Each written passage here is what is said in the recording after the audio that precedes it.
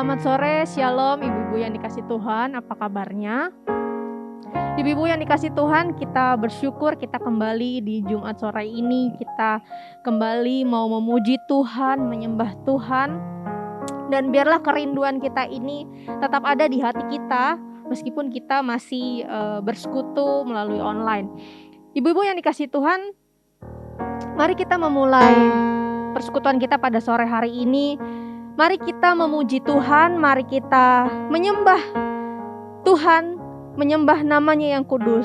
Karena kita tahu ada begitu banyak ribuan alasan yang kita temukan di dalam kehidupan kita hari lepas hari. Maka dari itu kita sebagai penerima kebaikan Tuhan, penerima berkat Tuhan, kita menaikkan rasa syukur kita kepada Tuhan dengan menaikkan pujian. Pujilah Tuhan, hai jiwaku.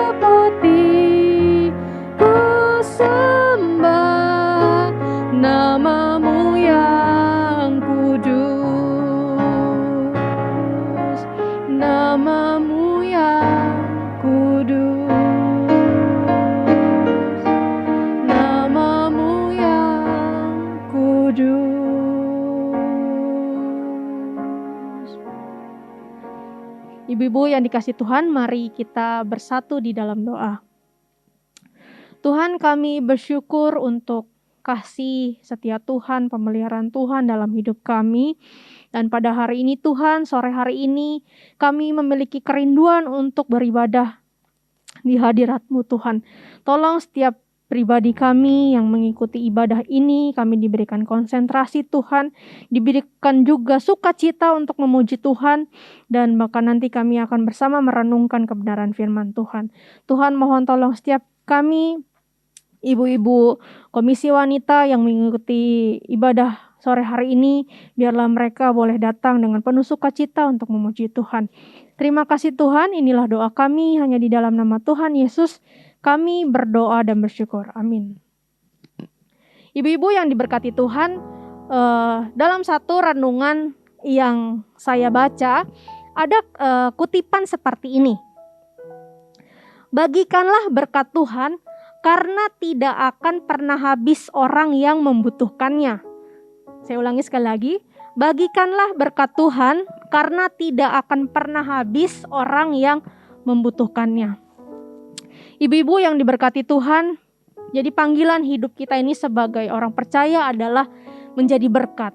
Jadi selagi kita masih hidup, kita masih diberikan kesempatan, masih ada waktu, mari kita jangan sia-siakan hidup kita ini. Mari kita pakai setiap kesempatan yang ada untuk kita bisa menjadi berkat. Nah, maka dari itu sebelum kita bersama merenungkan kebenaran firman Tuhan, mari kita menaikkan pujian, hidup ini adalah kesempatan.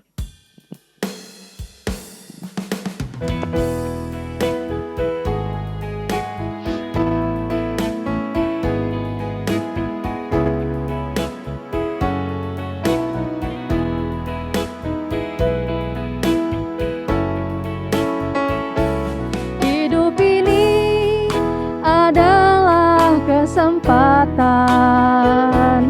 hidup ini untuk melayani Tuhan.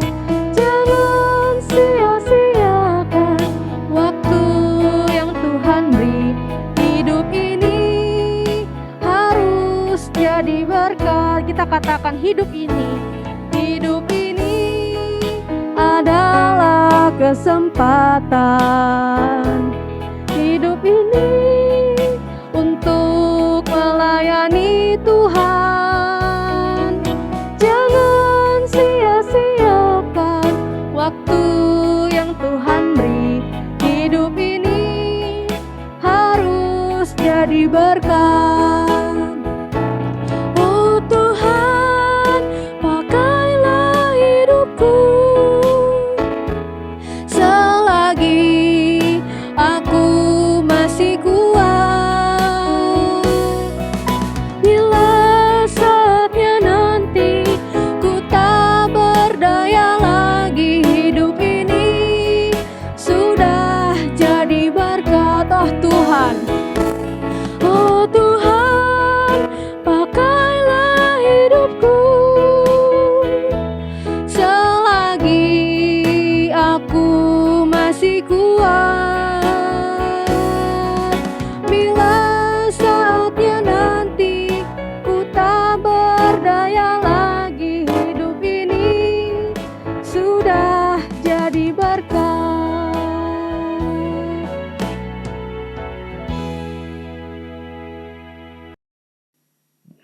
Ibu-ibu yang dikasih Tuhan, mari kita bersatu di dalam doa. Tuhan, biarlah seperti pujian ini, kami sebagai orang percaya Tuhan, mau belajar untuk menjadi berkat.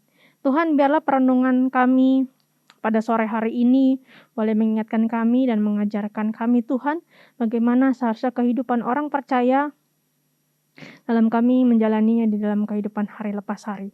Tuhan, mohon tolong setiap kami, pribadi kami, baik hamba-Mu yang menyampaikan dan juga ibu-ibu komisi wanita yang mendengarkan, supaya kami sama-sama diberikan konsentrasi untuk bersama merenungkan kebenaran firman Tuhan.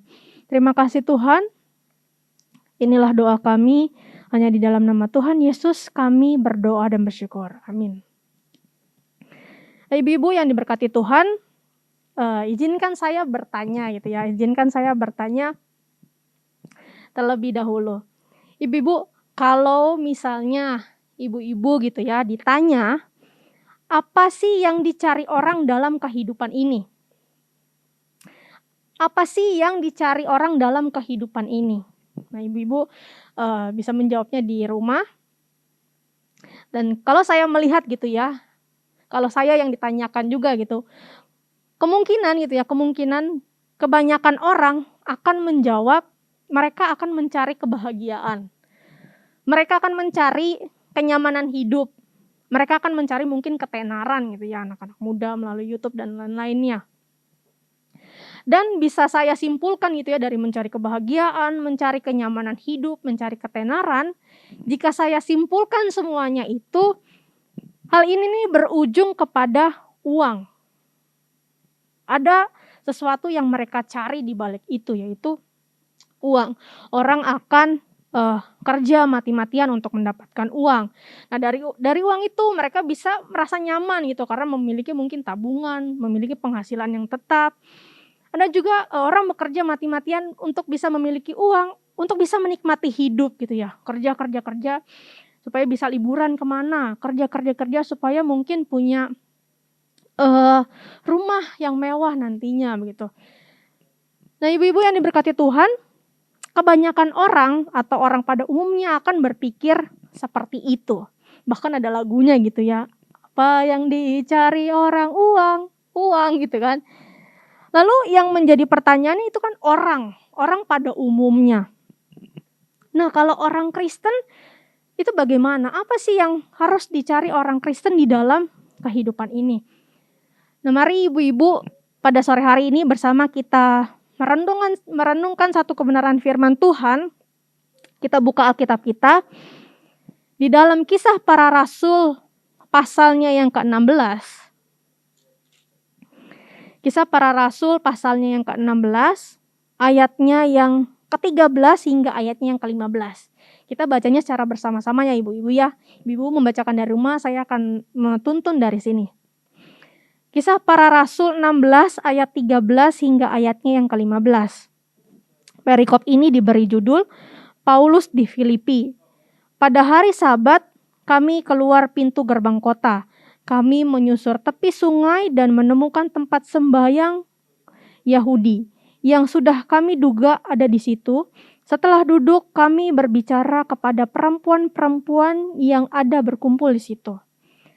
Seorang dari perempuan-perempuan itu yang bernama Lydia turut mendengarkan. Ia seorang penjual kain ungu dari kota Tiatira yang beribadah kepada Allah. Tuhan membuka hatinya sehingga ia memperhatikan apa yang dikatakan oleh Paulus. Ayat 15. Sesudah ia dibaptis bersama-sama dengan seisi rumahnya, ia mengajak kami, katanya, "Jika kamu berpendapat bahwa aku sungguh-sungguh percaya kepada Tuhan, marilah menumpang di rumahku." Ia mendesak sampai kami menerimanya. Ibu-ibu, sedemikian jauh pembacaan firman Tuhan. Berbahagialah kita yang saat ini mendengarkan bersama merenungkan dan kita semua bisa bertumbuh untuk menjadi pelaku-pelaku kebenaran firman Tuhan. Nah, ibu-ibu yang diberkati Tuhan, kalau kita tadi menyimak narasi yang diberikan dalam firman Tuhan yang barusan kita baca, menyimak kehidupan Lydia. Nah, Lydia ini siapa gitu ya? Lydia ini adalah seorang penjual kain ungu gitu ya, seorang penjual kain ungu. Pada zaman itu, kain ungu itu terkenal dengan kain yang berkualitas dan mahal kalau dijual gitu ya. Kain ungu ini biasa dipakai sebagai penanda status bangsawan atau keluarga kerajaan. Nah, sehingga bisa dikatakan bahwa Lydia ini bukan sembarang pedagang, tetapi bisa disebut seorang pengusaha yang kaya raya gitu, karena barang yang dijualnya itu berharga mahal. Lalu Lydia ini berasal dari kota Tiatira, salah satu kota Filipi yang memang dikenal sebagai kota industri dan kota perdagangan. Ibu-ibu yang diberkati Tuhan, meskipun Lydia ini seorang pengusaha, tetapi ia meluangkan waktunya untuk beribadah secara teratur. Jadi sesibuk apapun dia, Lydia tetap meluangkan waktunya untuk beribadah. Ibu-ibu yang dikasih Tuhan, bisa aja Lydia gitu ya sebagai pengusaha yang kaya, Lydia bisa aja punya alasan untuk tidak beribadah gitu. Karena bisa aja Lydia menganggap enteng yang namanya persekutuan karena lingkungannya yang sederhana, karena dikatakan mereka harus berkumpul ke pinggiran kota di tepi sungai gitu. Jadi belum lagi ketika mereka beribadah, Lydia itu harus melakukan perjalanan jauh untuk sampai ke tempat ibadah orang Yahudi. Karena di kota asalnya Lydia ini belum ada tempat ibadah atau tidak ada sinagoge lokal gitu. Jadi Lydia ini harus berjalan agak sedikit jauh dari kota untuk menuju sungai di mana mereka bisa menemukan tempat untuk berdoa. Nah, ibu-ibu yang diberkati Tuhan, tetapi Lydia tidak memikirkan itu. Dan Lydia juga tidak melakukannya. Ia tetap setia datang beribadah kepada Tuhan dengan keadaan tempat yang terbatas. Ibu-ibu yang dikasih Tuhan, dalam budaya Romawi gitu ya, dalam budaya Romawi tidak ada yang namanya itu istirahat mingguan. Jadi semua orang kecuali orang Yahudi itu memang terbiasa bekerja setiap hari dalam seminggu dan melakukan bisnis di setiap harinya. Jadi kehidupan di kota yang berkembang pesat itu juga menjadikan semua orang bekerja setiap hari, bahkan di hari Sabat. Jadi artinya hari ketika Lydia menyembah Tuhan itu adalah hari kerja biasa gitu, hari di mana dia bisa dengan mudahnya melakukan banyak penjualan kain di kotanya. Dan di kota itu pun juga belum banyak orang Yahudi yang tinggal. Nah, jadi Lydia merupakan salah satu dari sedikitnya orang Yahudi di kota tersebut. Dan dia tidak menghabiskan waktu sabatnya, hari sabatnya untuk berbisnis, melainkan dia mencari Tuhan. Ibu-ibu yang dikasih Tuhan, Lydia ini tahu betul apa yang menjadi kerinduannya. Lydia tahu betul apa yang harus dilakukannya dan dicarinya selagi dia hidup, selain bekerja, yaitu mencari Tuhan. Meskipun dalam keterbatasannya beribadah, mereka hanya beribadah di tempat terbuka dan berharap bisa mendengar dari seorang pengajar Yahudi yang berkelana yang akan memberikan mereka sebuah penjelasan tentang hukum Taurat dan kitab para nabi. Lydia ini telah menyembah Allah dalam satu-satunya cara yang dia ketahui dan dia setia melakukannya. Jadi ibu-ibu yang diberkati Tuhan, Lydia ini belum sepenuhnya mengerti akan siapa yang disembahnya. Dia hanya tahu menyembah Allah. Nah, kerinduan inilah yang membawa Lydia untuk setia beribadah datang kepada Allah. Dan bersyukur juga gitu ya, dalam narasi yang kita baca pada hari itu memang bertepatan dengan singgahnya Paulus di kota Filipi. Paulus bersama rekan yang lain keluar ke gerbang kota dan mendapati tempat sembahyang orang Yahudi, dan di sanalah Paulus dan rekannya memberitakan Injil. Ibu-ibu yang dikasih Tuhan, sungguh ini merupakan satu rencana Tuhan yang luar biasa, bukan? Bagaimana hari itu Lydia bisa mendengarkan Injil, Roh Kudus membukakan hatinya supaya Lydia bisa mengenal dan menerima Yesus sebagai juru selamat dalam hidupnya. Inilah yang penting dalam kehidupan orang percaya. Hidup orang percaya, hidup percaya kepada Kristus dan memberi diri untuk ditebus dari dosa-dosanya. Jadi untuk apa kita rajin gitu ya beribadah jika hati ini, diri ini belum diselamatkan oleh Allah. Jadi ibu-ibu yang dikasih Tuhan, izinkanlah Roh Kudus untuk menyentuh hati kita, untuk membawa kita dalam keselamatan yang telah Allah berikan. Lalu itu kan untuk orang yang belum mengenal Allah. Lalu bagaimana dengan kita ini sebagai orang percaya yang telah lama mengikut Tuhan? Nah, pertanyaannya adalah bagaimana kondisi iman kita saat ini? Bagaimana kondisi kerohanian kita saat ini? Ibu-ibu, di tengah pandemi ini ya, pandemi yang kembali memuncak ini memang tidak mudah bagi kita untuk bersekutu di dalam gereja. Orang-orang juga sudah mulai menyuarakan kebosanannya gitu ya dengan ibadah online. Dan keadaan juga membuat kita nggak bisa untuk berdiam di keadaan membuat kita kembali berdiam di rumah saja. Tetapi ibu-ibu bersyukur bahwasannya kita masih memiliki ibadah-ibadah online yang bisa kita ikuti. Kita masih ada firman Tuhan yang juga bisa kita baca di setiap harinya. Dan sebenarnya gitu ya, saat-saat seperti ini itulah merupakan proses pemurnian kita. Bagaimana hubungan kita dengan Tuhan itu kembali dimurnikan, kembali dipertajam. Hubungan pribadi kita dengan Tuhan semakin dipertajam. Dan ibu-ibu berdoalah agar Roh Kudus itu selalu memberikan hati kita yang berkobar-kobar untuk terus menggali kebenaran firman Tuhan. Kerinduan yang membara untuk mengenal kebenaran firman Tuhan. Ibu-ibu yang diberkati Tuhan, ini kehidupan Lydia mengenai kerinduannya kepada Tuhan. Hal menarik selanjutnya dari kehidupan Lydia adalah di mana setelah dia bertobat dan dia meminta kepada Rasul Paulus bersama-sama dengan seisinya untuk juga dibaptis. Jadi Lydia ini tahu betul jika ini merupakan kesempatan yang Allah berikan kepada Lydia agar ia dan seisi rumahnya ini mengalami pertobatan, percaya kepada Yesus dan dibaptis. Jadi Roh Kudus menuntun Lydia untuk melakukan keputusan yang tepat dan memberi diri untuk dibaptis, dan seisi rumahnya pun memberi diri untuk melakukan hal yang sama. Jadi Tuhan bekerja melalui Rasul Paulus agar semakin banyak orang-orang mengenal Kristus dan memberi diri menjadi murid Kristus.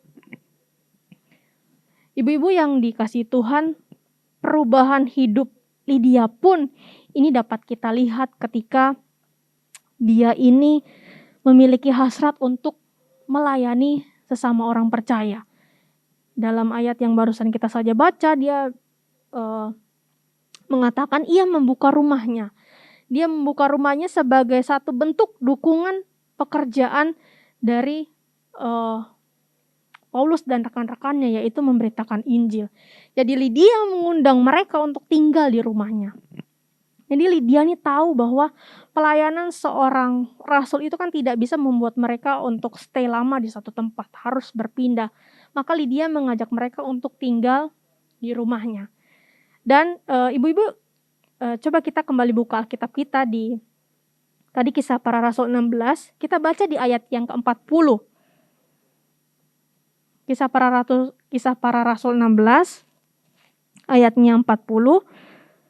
Lalu mereka meninggalkan penjara itu dan pergi ke rumah Lydia, dan setelah bertemu dengan saudara-saudara situ dan menghibur mereka, berangkatlah kedua rasul itu. Jadi ibu-ibu, apa yang Lydia lakukan gitu, menjadikan rumahnya itu sebagai satu tempat orang-orang percaya berkumpul. Rumah Lydia ini menjadi satu tempat bagi orang-orang yang tidak diharapkan. Bahkan tadi dikatakan mereka ini baru saja keluar dari penjara. Jadi dari pertobatan Lydia ini dan kerinduannya untuk melayani Tuhan, itu membuka diri, membuka rumahnya untuk pelayanan Tuhan dan menjadikan rumah Lydia ini sebagai gereja mula-mula yang terbentuk pertama kalinya di kota Filipi. Nah, ibu-ibu yang diberkati Tuhan, Lydia menjadi salah satu wanita yang Tuhan pakai untuk perpanjangan pekerjaan Tuhan. Dia membuka diri untuk menjadi media yang Tuhan pakai untuk pekerjaan kerajaan sorga.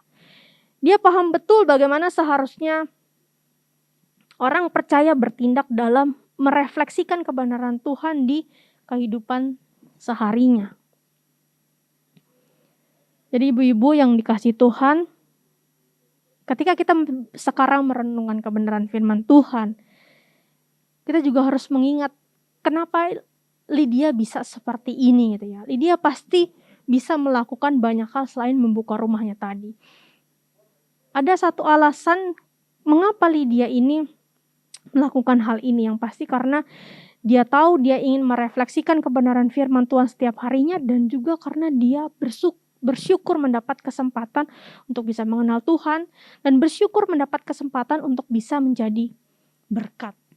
Jadi intinya adalah bersyukur. Jadi salah satu alasan ciri orang merasakan kasih Tuhan, ciri dari orang yang merasakan kebenaran firman Tuhan, hal itulah yang membuat orang itu semakin murah hati dan terbuka untuk pekerjaan Tuhan. Salah satunya seperti yang Lydia lakukan ini. Dia menyediakan apa yang bisa dia sediakan. Dia punya rumah, dan itu yang dia pakai untuk melayani Tuhan. Mungkin ada juga hal-hal lain yang bisa Lydia kerjakan, tetapi intinya adalah Lydia ini mendukung penuh supaya pekerjaan Tuhan ini bisa berkembang luas melalui dirinya. Nah, ibu-ibu yang diberkati Tuhan, sekarang pertanyaannya adalah balik ke diri kita. Kalau balik ke kita sama gitu ya. Sebetulnya ketika kita jadi orang percaya, orang Kristen, apakah kita sudah mengalami seperti yang Lydia alami? Jadi apakah kita sudah bersyukur atas begitu banyak kasih dan anugerah yang Tuhan limpahkan di dalam hidup kita? Kata kuncinya sama. Apakah kita bersyukur? Kita pernah atau sedang mengalami kasih Tuhan. Jadi dari kasih Tuhan kita bisa mengingat kasih yang mula-mula. Kan di Alkitab kita diingatkan, kalau kita tidak ingat akan kasih yang mula-mula itu biasanya kita jadi lupa. Ya, jadi orang Kristen ya akan begitu-begitu aja gitu ya. Jadi lupa untuk yang namanya bersyukur. Ibu-ibu, ini langkah pertama, yaitu kita mensyukuri kasih dan kebaikan Tuhan. Orang yang benar-benar bersyukur itu pasti akan memikirkan, oke, saya orang Kristen nih, aku bisa apa untuk Tuhan dan untuk sesamaku. Nah, kalau memang sudah punya rasa syukur itu, ya kita harus bertanya kepada Tuhan, Tuhan kira-kira saya harus berbuat apa? Saya harus melakukan apa? Nah, pertanyaan inilah yang pernah gak sih kita tanyain ke Tuhan, bertanya secara berkala, Tuhan aku nih bisa apa ya untuk pekerjaan Tuhan? Kadang malah yang terjadi seperti ini, pertama berangkatnya udah dari rasa gak pernah bersyukur, nah jatuhnya adalah melakukan kebaikan gitu ya, mau menjadi berkat, tetapi yang terjadi hanya untuk eksistensi diri ini aja. Ya saya kan orang Kristen jadi harus berbuat sesuatu, dan biasanya itu melakukannya itu mau-maunya sendiri. Jadi kayak aku bisa nyanyi, aku pengen jadi liturgis, aku pengen jadi WL. Jadi pengen ngelakuin sesuai dengan apa yang kita pikirin, dengan apa yang kita bisa gitu ya. Hal ini bukan sepenuhnya salah gitu ya, tapi sering kali hal yang kita pikirin untuk melakukan menjadi berkat kepada orang lain, belum tentu itu seperti yang sesuai Tuhan kehendaki untuk kita kerjakan. Dan juga pelayanan yang kita lakukan itu tidak selalu dengan berhubungan pelayanan di gereja yang terlihat orang gitu ya. Namanya mengikut Tuhan itu memang segala hal bisa dilakukan. Jadi gak cuman di atas mimbar, gak cuma di atas panggung yang bisa terlihat orang, tetapi ada banyak di luar sana yang bisa kita lakukan sebagai orang percaya. Misalkan saja ibu-ibu, oke nih kita di tengah pandemi ini kita punya banyak waktu luang. Nah, ibu-ibu bisa pakai waktu luangnya untuk berkabar dengan satu dengan lainnya, menanyakan kabar. Jadi nggak bisa tuh kita dikatakan sebagai komunitas iman ya yang penting kita yang dilayani gitu. Malah bertanya, mana nih pelayannya, mana nih pengurusnya, mana nih hamba Tuhannya, kok nggak telepon-telepon kita gitu. Mana nih mereka kok nggak berkabar ke kita gitu, nggak menanyakan kabar ke kita. Nah, ibu-ibu yang dikasih Tuhan, memang hal seperti itu adalah tugas dari hamba Tuhan, memperhatikan jemaat, dan itu akan dilakukan gitu. Tapi justru seharusnya kita juga harus mempunyai pemahaman bahwa kita juga bisa bergerak loh sebagai anak-anak Tuhan. Nah, itu juga yang menjadikan salah satu alasan kita bersyukur ke Tuhan. Kita merasakan penyertaan Tuhan. Nah, kita bisa pikirin nih rekan-rekan kita, mereka gimana ya, mereka lagi bergumul apa ya, mereka lagi kekeringan rohani kah, mereka lagi bergumul soal usahanya kah, mereka lagi kesulitan apa. Nah, jadi jangan tunggu orang yang mencari kita gitu. Jadi kita bisa berinisiatif untuk kita yang mencari sesama orang percaya. Kita bisa menyediakan waktu kita untuk memperhatikan orang lain. Ataupun juga mungkin ibu-ibu kita bisa pikirkan apa yang bisa kita lakukan sebagai ibu-ibu. Nah, saya tahu di banyak ibu-ibu KW yang pernah saya temui di gereja ini rata-rata punya kelebihan pintar memasak gitu ya, jago memasak. Nah, ibu-ibu bisa juga kita cari tahu jemaat lain yang lagi sakit ataupun yang lagi isoman mungkin. Kenapa kita nggak bergerak, kita masakin makanan untuk orang itu dan mengirimkan makanan ke rumah orang itu, ataupun kita bisa membelikan vitamin untuk orang itu gitu ya. Jadi orang yang sakit itu ndak perlu, berpikir kebingungan bagaimana kehidupannya karena lagi isoman. Nah ibu-ibu, hal seperti ini juga sudah banyak dilakukan oleh gereja-gereja lain. Sesama mereka saling memperhatikan satu dengan yang lain gitu, bisa saling memberikan sesuatu yang dibutuhkan di saat pandemi ini. Jadi orang yang sakit itu pun tidak kesulitan waktu mereka lagi sakit ataupun lagi isoman gitu ya. Karena mereka pun juga terbatas, bahkan nggak bisa keluar karena mereka harus isolasi mandiri.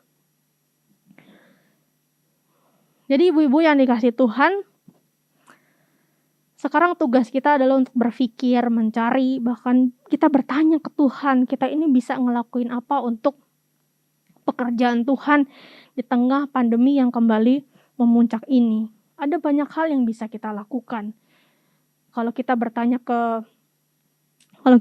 kepada Tuhan, dan biasanya Tuhan itu akan kasih kepekaan ke kita.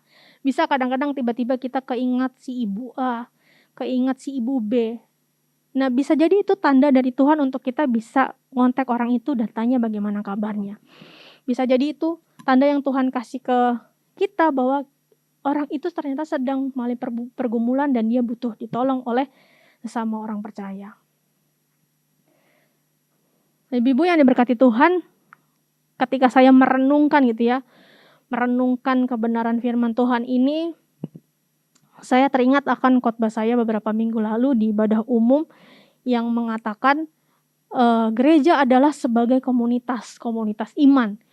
Di dalam Galatia 6 ayat yang kedua itu kan dikatakan, bertolong-tolonglah kamu menanggung bebanmu. Demikianlah kamu memenuhi hukum Kristus. Jadi ibu-ibu, ya inilah panggilan hidup kita sebagai orang percaya. Kita ini adalah komunitas orang percaya, perlu saling menjaga kehidupan gitu ya. Sebagai orang percaya, kita ini punya potensi untuk jadi orang yang egois. Punya potensi seperti itu. Mau berkat ya Tuhan, tapi kadang kita lupa untuk menjadi berkat. Nah, maka dari itu, sore hari ini, perenungan firman Tuhan hari ini boleh mengingatkan kita kembali. Bahwasannya kita bersyukur begitu banyak kasih pemeliharaan Tuhan yang Tuhan berikan kepada kita. Dan kita bisa men-sharingkannya kepada sesama anggota gereja kita dengan saling menjaga kehidupan. Jadi tidak ada yang terlalu berkelimpahan dan tidak ada juga yang terlalu berkekurangan. Jadi saling menjaga kehidupan. Itulah yang dikehendaki Allah ketika kita menjadi anak-anaknya. Dan kita juga tahu bahwa ketika kita saling tolong-menolong dalam menanggung beban, ada nama Tuhan yang dimuliakan. Jadi ibu-ibu yang dikasih Tuhan, selagi ada waktu, selagi ada kesempatan, marilah kita menjadi berkat. Mintalah kepekaan Tuhan akan hal ini, kita harus jadi berkat dalam hal apa. Dan biarlah Roh Kudus juga memampukan kita untuk bisa menjadi berkat bagi sesama orang percaya. Amin. Mari kita bersatu di dalam doa. Tuhan, kami bersyukur untuk firman Tuhan yang boleh kembali mengingatkan kami akan identitas kami sebagai orang percaya, sebagai komunitas iman Tuhan. Tuhan, biarlah kami boleh belajar pada sore hari ini, kami rindu menjadi berkat. Kiranya Tuhan boleh berikan kepada kami satu kepekaan bagaimana kami harus menjadi berkat di tengah pandemi seperti ini. Tuhan, tolong juga setiap pribadi kami untuk boleh bersama sharing akan kehidupan kami, sehingga kehidupan kami ini Tuhan sesama orang percaya kami boleh saling menjaga Tuhan. Tuhan, mampukan kami ketika kami mendengarkan firman Tuhan ini, ubahkan hati kami, bentuk hati kami, supaya kami ini mampu untuk menjadi berkat di tengah pandemi seperti ini. Tuhan, inilah firman Tuhan yang telah kami dengar, dan biarlah Tuhan firman Tuhan ini boleh tertanam dengan baik, dan biarlah Roh Kudus-Mu boleh menolong kami dalam kami menjalani kehidupan kami hari lepas hari ini untuk bisa menjadi berkat bagi sesama kami. Terima kasih Tuhan, inilah doa kami hanya di dalam nama Tuhan Yesus. Kami berdoa dan bersyukur. Amin.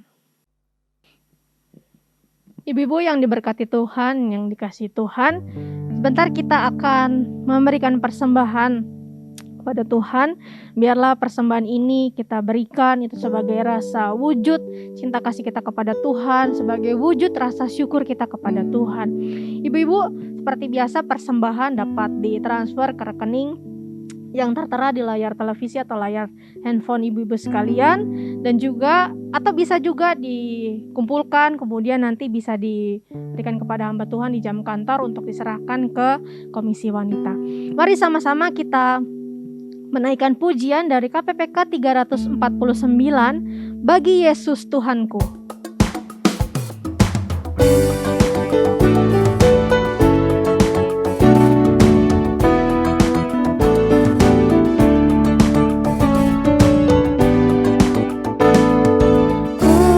Serahkan bagi Yesus semua yang ku miliki, pikiran perbuatanku, ku serahkan bagimu. Bagi Yesus, bagi Yesus, bagi Yesus Tuhanku. Bagi Yesus, bagi Yesus, bagi Yesus Tuhanku.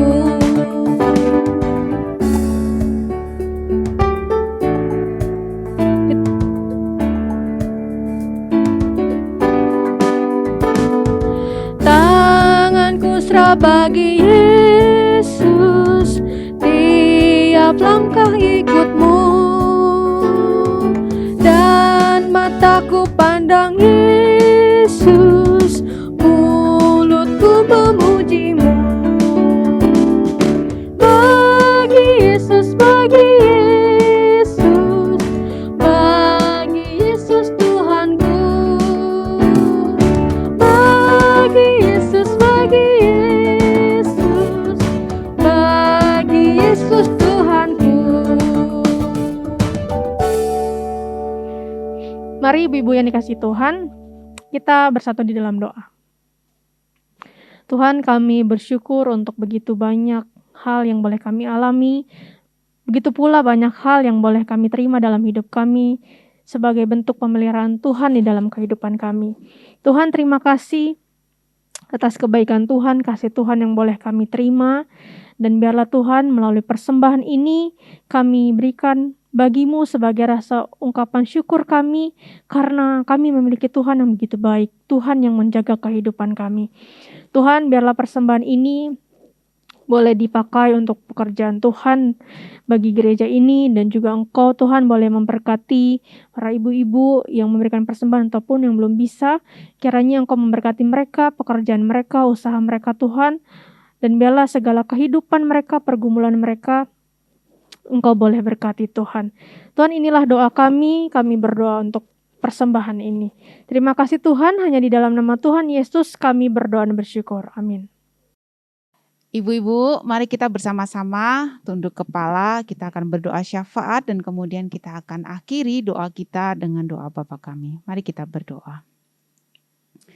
Sungguh kami bersyukur kepadamu ya Tuhan, Engkau Allah yang senantiasa peduli akan setiap kami dan tidak pernah meninggalkan kami. Tuhan, saat hari ini kami sungguh bersyukur Tuhan sudah memimpin kami di dalam ibadah Komisi Wanita. Walaupun saat ini kami masih berada di rumah kami masing-masing. Biarlah ketika kami beribadah kami tetap merasakan akan kehadiran Tuhan, di mana Tuhan memberkati kami melalui puji-pujian, melalui firman Tuhan yang sudah kami dengarkan.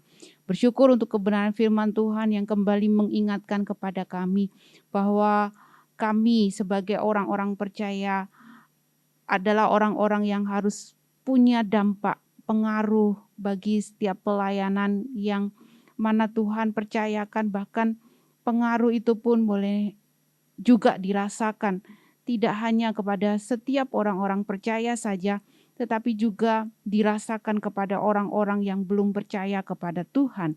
Sehingga banyak jiwa-jiwa yang mengenal akan Yesus Kristus, mengakui Yesus Kristus sebagai Tuhan dan Juru Selamat di dalam kehidupan mereka. Tuhan, berkatilah firman-Mu. Tuhan, saat hari ini kami hendak bersatu hati berdoa untuk bangsa dan negara kami yang sampai saat ini Tuhan masih bergumul di dalam menyelesaikan pandemi yang mana Tuhan sampai saat ini kami rasakan. Tuhan, kami berdoa kiranya Engkau memberikan hikmat kepada para pemimpin-pemimpin kami di dalam mereka mengatasi akan pandemi ini. Entah itu melalui vaksin yang sampai saat ini juga masih terus digalangkan kepada setiap masyarakat yang ada di Indonesia. Tuhan, tolong biarlah melalui vaksin itu pun juga masyarakat Indonesia boleh memiliki akan hati untuk mengikuti akan setiap anjuran-anjuran yang diberikan oleh pemerintah, khusus di dalam mengikuti vaksin ya Bapak. Tuhan, kami juga menyerahkan untuk setiap masyarakat juga boleh punya hati bahkan peduli dengan sesama mereka di saat situasi pandemi ini. Mengingat mereka harus menjaga jarak, mereka harus memakai masker, mereka juga tidak hanya melindungi diri mereka sendiri tapi juga melindungi orang-orang yang ada di sekitar mereka sehingga virus ini tidak menular ke mana-mana. Tuhan, kami juga menyerahkan untuk edukasi-edukasi yang dilakukan pemerintah di dalam menyelesaikan akan pandemi ini supaya edukasi ini boleh betul-betul dipahami oleh masyarakat di seluruh Indonesia. Kami juga menyerahkan Tuhan untuk ekonomi bangsa kami mengingat pandemi ini sampai saat ini masih belum selesai. Biarlah Engkau juga memberkati akan ekonomi bangsa kami karena dampaknya itu sangat terasa bagi setiap masyarakat Indonesia. Apalagi kami sebagai orang-orang percaya, kami juga merasakan akan dampak ekonomi yang saat ini sangat sulit.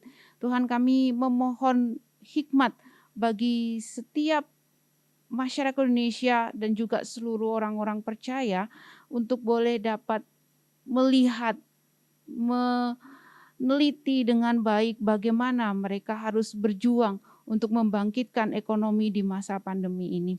Tuhan Yesus yang baik, kami juga menyerahkan untuk setiap kaum wanita yang ada di GKI Makassar ini Tuhan.